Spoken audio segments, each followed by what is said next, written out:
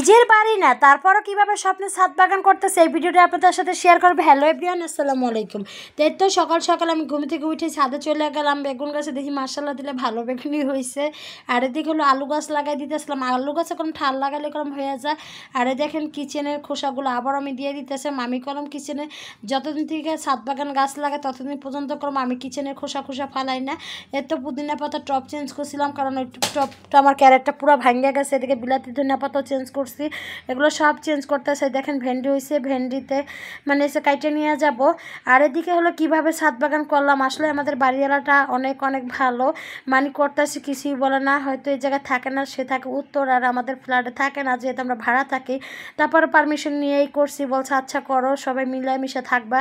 আর আমি কোনো একা করি নাই, এই জায়গা করলাম আমরা আরও 2 ফ্যামিলিতে করছি, মানে টোটাল 3 ভাড়াটা মিল্লা করছি। মানে করছি বলতে টুকিটাকি, মানে এককাল যে ছাদ গর্জেস করে হলো সেটা না, মোটামুটি।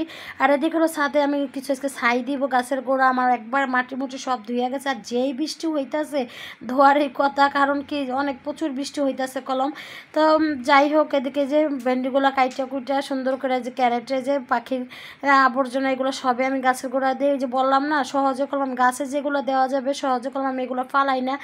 কারণ ফালাই না হলো যে এগুলো গাছে দিব এরকম একটা মায়া লাগে। যে আমার সিম গাছ মাশাআল্লাহ বলবেন কিন্তু সবাই। আর হলো আসলে কি ঢাকা শহরে মন মতন বাড়িওয়ালা না হলে না বাসা থাকেও শান্তি নেই। আসলে আমাদের বাড়িওয়ালাটা অনেক ভালো। তাই দেখেন আমি বিলাতি ধনিয়া পাতা উঠাই নিব। এই টবটাও আজকে অন্য জায়গায় লাগাই দিব, এই বিলাতি ধনিয়া পাতাটা, মানে এটাও টব চেঞ্জ করবো। আর এদিকে একটা তরমুজ গাছ হয়েছে, এই তরমুজ গাছটা আবার এদিকে চেঞ্জ করে দিতেছিলাম। ভেন্ডি গাছগুলো দেখা যায় সিম গাছের গোড়ায় হয়ে রয়েছে। সিম গাছটা দেখি পুষ্টি কমে যেতেছে, এই জন্য ভেন্ডি তো ভেন্ডি গাছটা উঠালাম। এই যে শসা গাছটা একটু জাংলা দিয়ে দিলাম। আসলে এগুলো দেখলেও কলম শান্তি লাগে। যে লেবু গাছ, এগুলো গাছ নিজের গাছ যেরকমই হোক, একটু হোক আর বেশি হোক, ছিটতে ধরতে মানে হইলে যে এটা কি শান্তি, এটা আনন্দই অন্যরকম। যে আমার কাছে শসাও হয়েছে, শসাও ছিলাম মাশাআল্লাহ। তো ছাদে থেকে এসে পড়লাম। তো নিজের ছাদ না, তারপর যে ছাদ বাগান করছি আলহামদুলিল্লাহ। যে কটাই গাছ হোক এটাই আমার কাছে একটা বাগানের মতন। আর দেখেন আমার বারান্দা কতগুলো মরিচ হয়ে গেছে, ছোট্ট একটা গাছে। তো ওইগুলো কাজ টাজ করে রান্না বান্না করে ফেলাবো এখন, কারণ রান্না বান্না করবো তাড়াতাড়ি করি। সকালে রান্না বান্না করে ফেলাই, কারণ সকালে রান্না করতে কি একটু ঝামেলাও কম থাকে। আর যেহেতু আমার ছেলে মাদ্রাসায় যায়, এই জন্য আমার একটু তাড়াতাড়ি রান্না করতে হয়। আর এদিকে রান্না করবো লাউ ভাজি আর হলো ইলিশ মাছ ধুন্দুল দিয়ে। তো লাউটা কেটে কুটে পরিষ্কার করে নিয়েছি, লাউটা একটু ঢেকে দিলাম। পরের দিকে লাউ ভাজি হইতে এদিকে তরকারিটা বসাই দিতেছিলাম। তরকারিতে হলুদ গুঁড়া, মরিচ গুঁড়া, ধনিয়া পাখি, জিরা পাখি সব কিছু একসাথে দিয়ে দিতেছিলাম। একসাথে দিয়ে দেওয়ার পর ভালো করে কষাইয়া এখন টমেটো আর হলো কাঁচামরিচ পরে সবজিগুলো দিয়ে দিলাম।